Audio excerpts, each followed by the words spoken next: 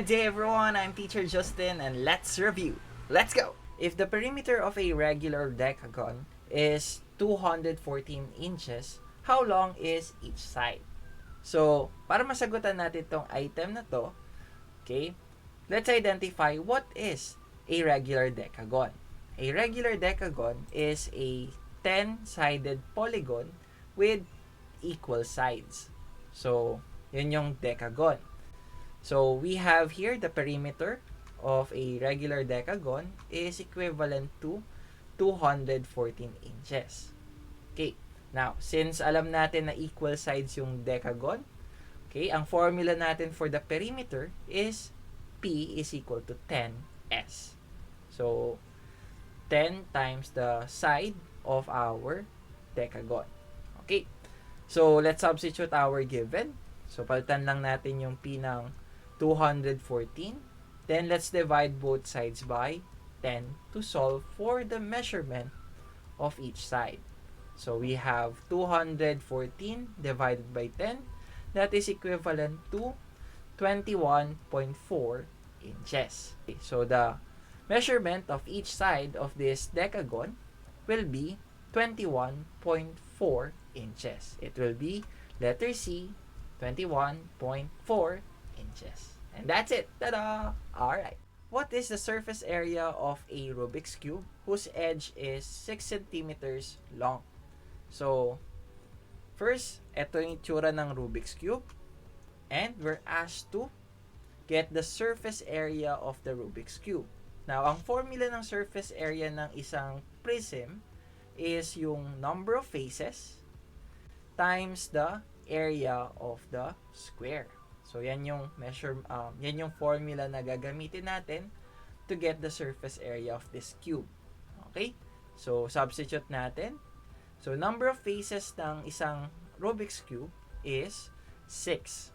Okay? So, ito yung isang sample ng Rubik's Cube. Pag sinabing face, ito, 1, 2, 3, 4, 5, and 6. So, we have 6 faces.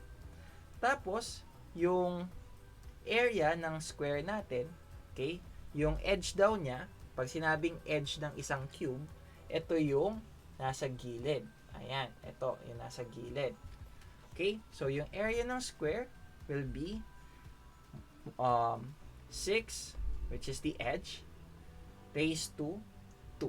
Kasi S squared yung ating formula for the area of the square. So, let's simplify this. 6 times 6 squared is equal to 6 times 36.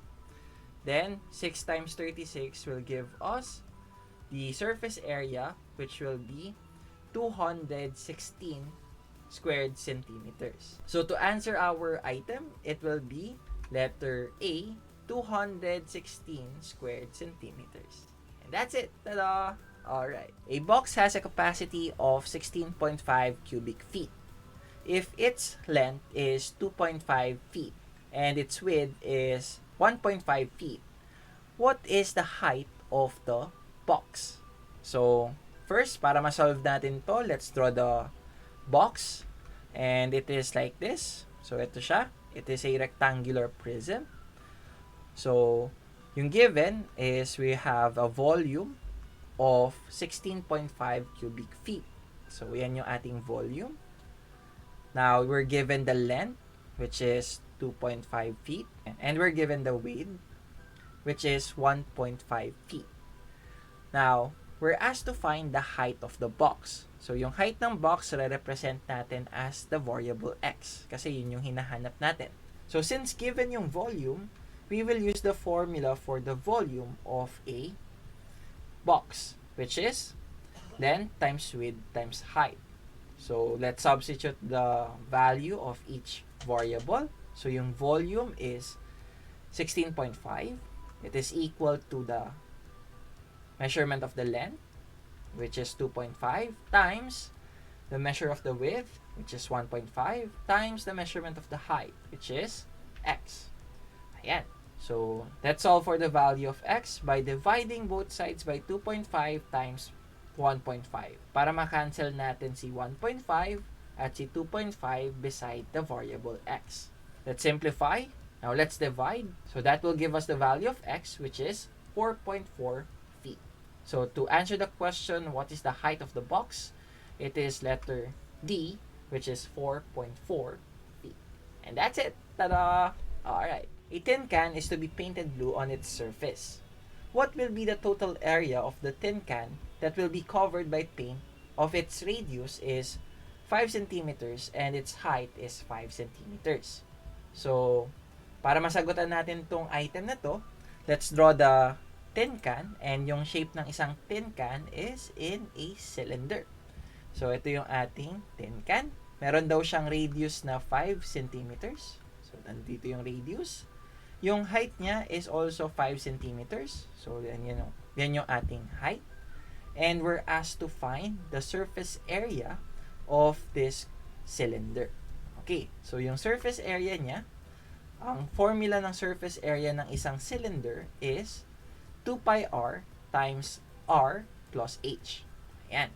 So, yung r dito is yung radius, yung h dito naman is yung height. So, let's substitute their value. So, we will have 2 pi times 5 times the quantity of 5 plus 5. So, let's apply the order of operation. 5 plus 5 muna tayo. That will give us 10. So, 2 times 5 times 10. Multiply natin yan. That will give us a product of 100. So, we will have 100 pi.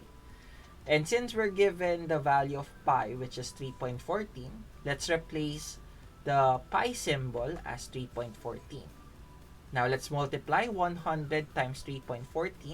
That will give us the surface area being equal to 314 squared centimeters. And to answer our problem, okay, the total area of the tin can that will be covered by paint will be letter C, 314 squared centimeters. And that's it. Ta-da! Alright. The area of an equilateral triangle is 8 centimeters. What is its area? So, para masagutan natin tong problem na to, let's start with an illustration of the equilateral triangle. So, we have an equilateral triangle na may 8 centimeters per side. So, ito yung itsura niya. Now, we're asked to find the area. We know that the area of a triangle is base times height all over 2. So, yan. So, dito sa equilateral triangle, hindi pa given yung ating height ng triangle. So, let's draw the height of the triangle. So, ganito yung itsura niya. And take note that the height of the triangle is going to be the altitude. And pagka meron tayong height or altitude ng equilateral triangle, mahahati yung ating base into 2 equal parts. Okay? So, may giging 4 and 4 yung kabilang side. Okay? So, importante yan kasi kailangan nating kunin yung value ng height ng triangle. And let's focus on the right triangle or yung kalahati ng equilateral triangle natin. So, meron tayong right triangle and we're looking for the value of this side. Okay. So, para makuha yan, and since we're given a right triangle, gagamit tayo ng tinatawag natin na Pythagorean theorem. So, let's substitute. So, yung C dito is the hypotenuse. Ito yung longest side. So, that will be 8 squared. And yung legs will be A and B. So, yung A natin magiging 4. Yung B natin magiging X. Ayan. So, let's simplify. Let's square 8 and 4. So, that will be 64 is equal to 16 plus x squared. Let's subtract both sides by 16 para ma-isolate yung x squared natin. 64 minus 16 is 48. Then, we get the square root of both sides para makuha natin yung value of x. So, the value of x will be equal to 4 square root of 3. Ayan. So, yung x natin, that will be the height of our triangle. So, we can now substitute that to our formula. So, we have the area is equal to 8, yung base natin, times the height, which is 4 square root of 3, all over 2. Ayan. So, simplify natin. Pwede natin i-cancel si 8 and si 2. So, 8 divided by 2 will be 4. Tapos, 4 times 4 times square root of 3 will be equal to 16 square root of 3. And that's it. So, the area of this equilateral triangle will be equal to letter C, 16 square root of 3 squared centimeters. And that's it. Ta-da! Alright.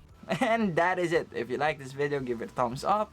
If you have comments, questions, recommendations, suggestions for my next video, please leave them in our comment section below. Share this video and subscribe. And for more videos like this, you can go to my channel, Teacher Justin. And that is it for today. Again, I'm Teacher Justin. Goodbye, God bless, and stay safe. See you on my next video. Peace.